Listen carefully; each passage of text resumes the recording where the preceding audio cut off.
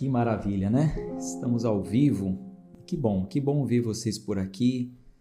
Ver alguns que normalmente acompanham a gravação, estão conosco aí ao vivo. Deixe o seu nome de onde você nos acompanha e vamos seguir com a nossa leitura. Nós estamos no dia de número 179 do nosso plano de 365 dias. Nós estamos lendo o livro de Jó. Você já pode abrir a sua Bíblia em Jó. Ontem foi um dia muito importante para a nossa leitura. Por quê? Porque teve a visão panorâmica, né? Já trouxe aí para vocês a visão do que nos espera nesse livro tão maravilhoso, que é o livro de Jó. Nós lemos ontem também o capítulo 1. Hoje eu vou ler com vocês apenas 2 capítulos, tá? Porque se eu ler um pouquinho mais, a gente vai avançar aqui no primeiro debate e aí fica ruim se a gente parar o debate no meio. Se a gente ler hoje o capítulo 2, 3 e 4, talvez até o 5, aí quebra o debate, tá? Porque é bom a gente ler aqui o debate e a resposta de Jó, tá? Que aí vai até o capítulo 7. Vai começar no 3 e vai até o 7. Então a gente deixa para ler amanhã o 3, 4, 5, 6 e 7. Aí amanhã vai estar um pouco mais extenso. Que é o primeiro debate, o primeiro amigo de Jó, que vai até ele. E começa ali os debates, né, sobre a situação de Jó e depois tem a resposta de Jó. Aí depois no outro bloco vai ser o segundo amigo. O debate do segundo amigo, depois outro bloco, o terceiro amigo, depois Jó querendo contender com Deus e por último a resposta de Deus. Então vamos por partes. Como eu falei para vocês, o livro de Jó é um livro para ser lido com calma, interpretando os textos, entendendo a história, tá bom? Então vamos fazer nossa oração. A minha Bíblia já está aberta. Pai amado, Pai querido, louvamos, exaltamos o teu santo nome, porque o Senhor é muito bom e as tuas misericórdias duram para sempre. Por causa das tuas misericórdias estamos aqui, Senhor, reunidos nessa sala de leitura. O Senhor nos permitiu estarmos aqui. Peço a tua bênção para esse clube, para a nossa leitura, nos dê entendimento. Oramos em nome de Jesus. Amém. Vou colocar aqui a Bíblia na tela. Olha, eu reparei que entraram pessoas, bastante gente, no dia de antes de ontem, entraram bastante pessoas, talvez convidados aí pelos nossos amigos do Clube de Leitura, convidando vocês para um novo livro, né? Que é o livro de Jó. Sempre que iniciamos um novo livro, é bom a gente convidarmos pessoas, só que assim, a maioria das pessoas que entraram para o clube, inclusive lá no grupo do WhatsApp, não se inscreveram no canal aqui do YouTube. Inscreva-se no canal. O plano é gratuito, você não paga nada para estar aqui. Nós vamos ler e interpretar a Bíblia juntos.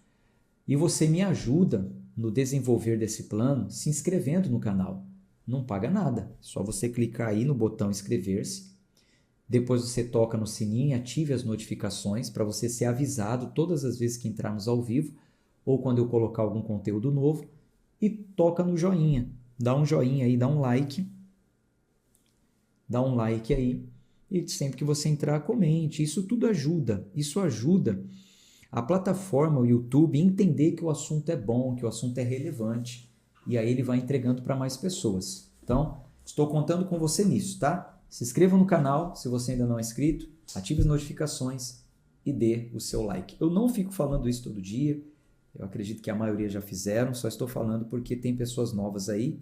E talvez passou despercebido você não se inscrever no canal, tá bom?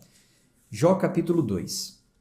No capítulo 1, teve aquele dia, aquela cena em que Deus estava reunido com os anjos e Satanás também veio. E a partir dali foi a primeira provação de Jó. Hoje vai ser a segunda. Talvez vocês também não tinham se atentado para isso, né? Muitos já ouviram falar a história de Jó, mas tem muitos detalhes. Então, ontem foi a primeira. Na primeira provação, Deus permitiu permitiu que Satanás tocasse nas coisas de Jó. Então ele tocou nos seus bens, ele tocou também nos seus filhos, né? Foi muito duro, né? essa provação aí de Jó. Contudo, ele não pecou. A gente vê lá no finalzinho do capítulo 1, vamos voltar aqui, ó. Jó capítulo 1, versículo 20. Então Jó se levantou e rasgou o seu manto e raspou a sua cabeça e prostrou-se em terra e adorou e disse: Nu saí do útero de minha mãe e nu retornarei para lá. O Senhor o deu e o Senhor o tomou. Abençoado seja o nome do Senhor, e contudo ele não pecou, nem culpou Deus de maneira tola. Agora, no capítulo 2, na segunda provação, Deus vai permitir que toque também no corpo de Jó, na pele de Jó. Versículo 1. Novamente, houve um dia, quando os filhos de Deus vieram apresentar-se diante do Senhor, Satanás veio também entre eles para apresentar-se diante do Senhor. E o Senhor disse a Satanás: De onde tu vens? E Satanás respondeu ao Senhor e disse: De ir para lá e para cá na terra, e de nela andar para cima e para baixo. E o Senhor disse a Satanás: Tu consideraste o meu servo Jó?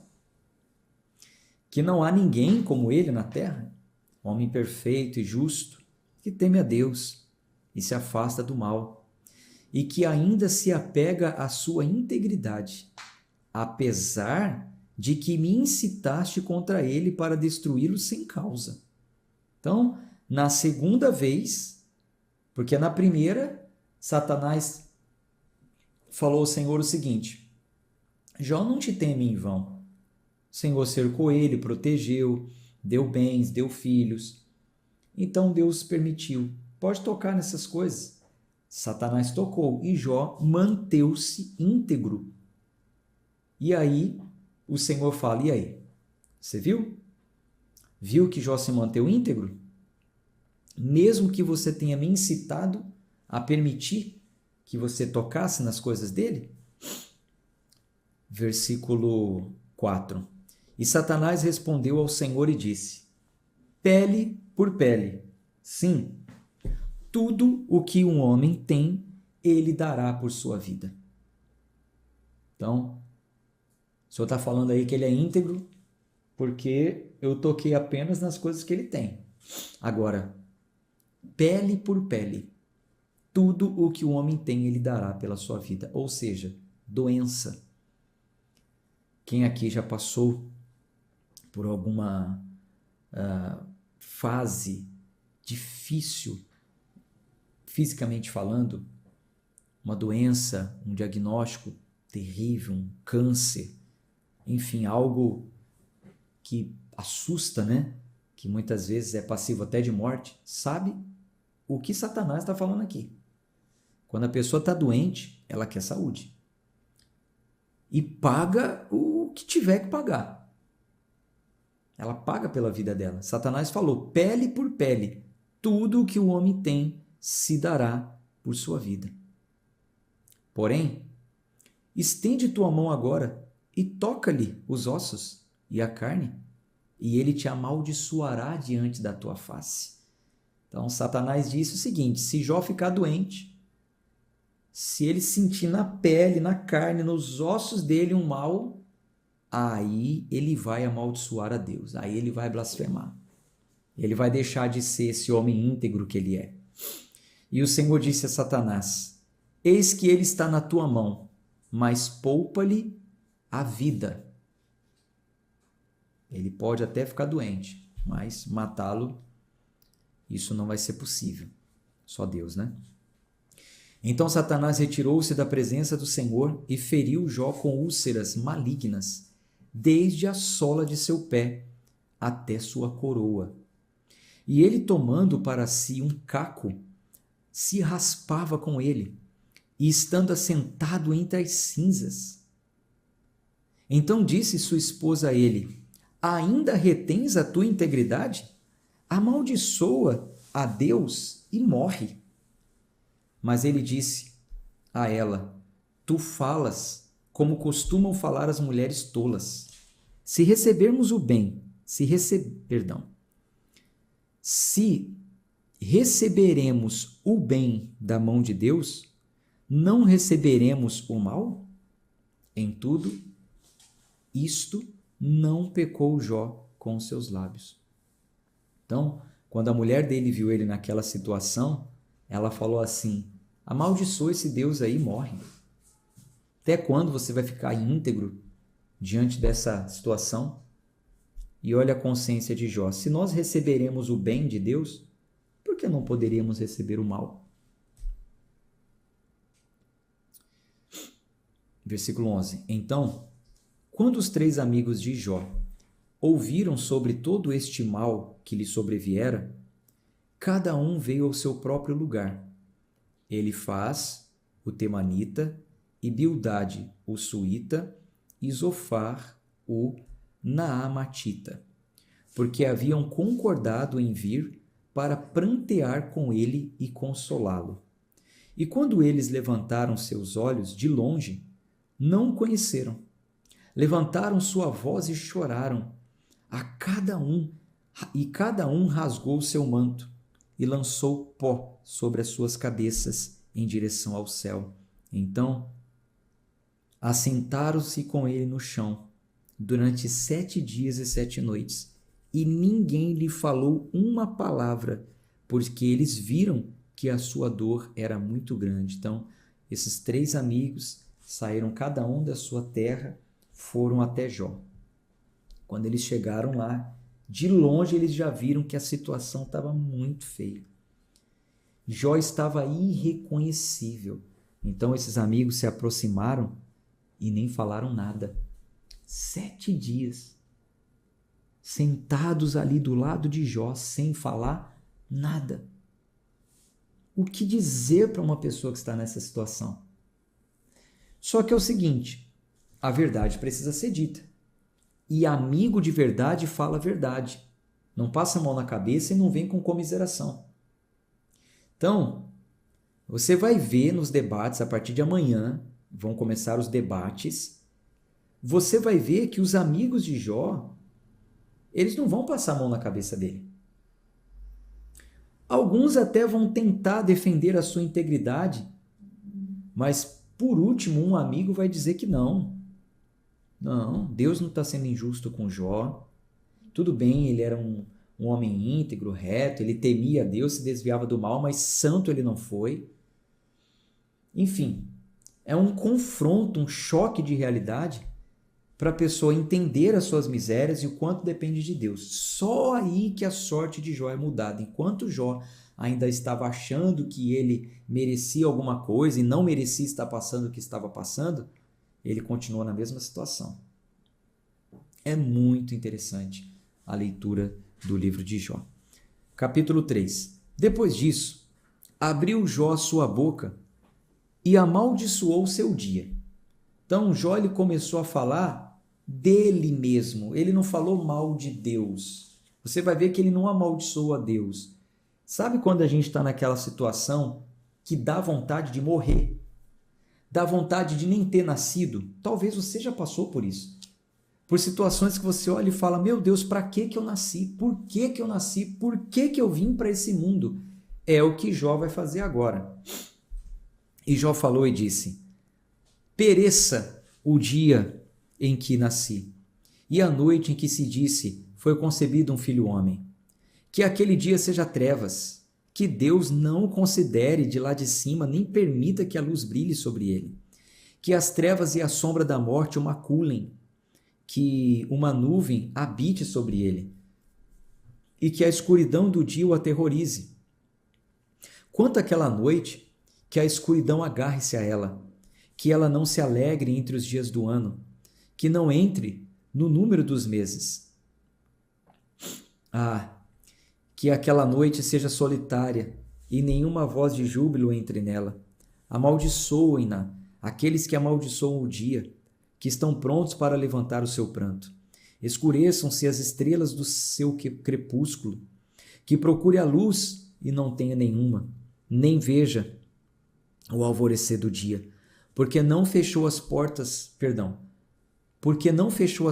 do útero de minha mãe, nem escondeu a tristeza de meus olhos. Por que eu não morri desde o útero? Por que não entreguei o meu espírito quando saí do ventre? Quer dizer, a palavra não está defendendo um aborto. A palavra está narrando um homem adulto, crescido, que diante de problemas terríveis, disse: era melhor que eu tivesse morrido no útero. Não é que está defendendo aborto, tá? Atenção para isso. Porque tem líder religioso que defende aborto e a Bíblia não defende aborto. Versículo 12. Por que me ampararam os joelhos? Ou porque os peitos me amamentaram? Porque agora eu deveria estar deitado e quieto, deveria ter dormido.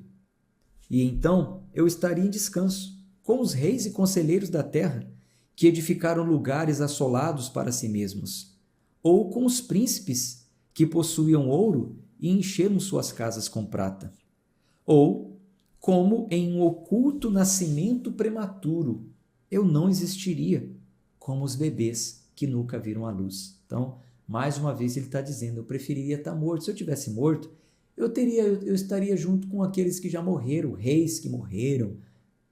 Ou eu preferiria até estar com aqueles bebês que nascem prematuro e não chegam à existência. Aqueles que nunca nem viram a luz. Tão desgostoso que Jó estava da própria vida. Ali os perversos cessam de perturbar, e ali descansam os cansados. Ali os prisioneiros descansam juntos. Eles não ouvem a voz do opressor. O pequeno e o grande estão lá, o servo é livre de seu senhor.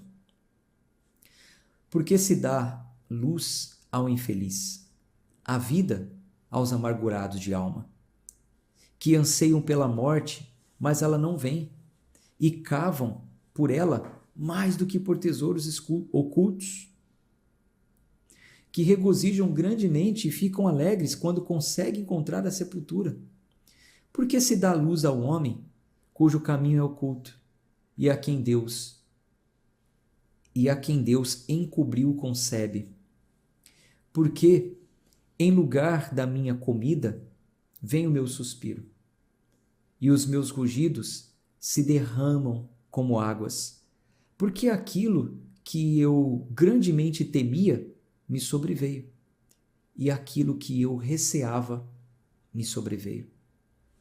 Eu não estive em segurança, nem tive descanso, e nem estava tranquilo. Ainda assim, a tribulação veio. Eu não estive em segurança, nem tive descanso, nem estava tranquilo. Ainda assim, a tribulação veio. Então, como eu falei para vocês na visão panorâmica, o livro de Jó, ele vem para nos mostrar que todas as pessoas estão passíveis de passar por tribulações. Todos podem passar. Inclusive Jó, que era um homem íntegro, reto, temente a Deus, religioso, levantava de madrugada, apresentava sacrifícios pelos seus filhos. Os sacrifícios não protegeram os filhos morreram, não protegeram os seus bens, ele perdeu os bens. Então, o livro de Jó vem para mostrar para cada um de nós que todos podem passar por provações, por tribulações, mas, por fim, a gente vai chegar até o final do livro, o Senhor sempre se levantará. Toda alma sempre encontrará descanso em Deus. Mas existe aí um processo de reconhecimento, e é o que a gente vai entender na sequência da leitura, nas discussões, nos debates, tá? O livro fala sobre a doença de Jó? Fala, mas ponto, já falou. O foco do livro de Jó não é a doença em si. O foco são os debates. É a eles que nós devemos atentar. Vamos olhar para os debates, para as discussões, porque são essas que vão nos ajudar. Tá bom? Gente, então, Hoje eu fico por aqui, foi mais curto, ontem foi um pouco mais longo e amanhã será, se Deus quiser, porque aí a gente vai entrar em um debate ali do amigo de Jó com ele e vai ser um pouco mais extenso, tá bom? Um abraço de fé e de força, Deus abençoe a todos vocês, até amanhã.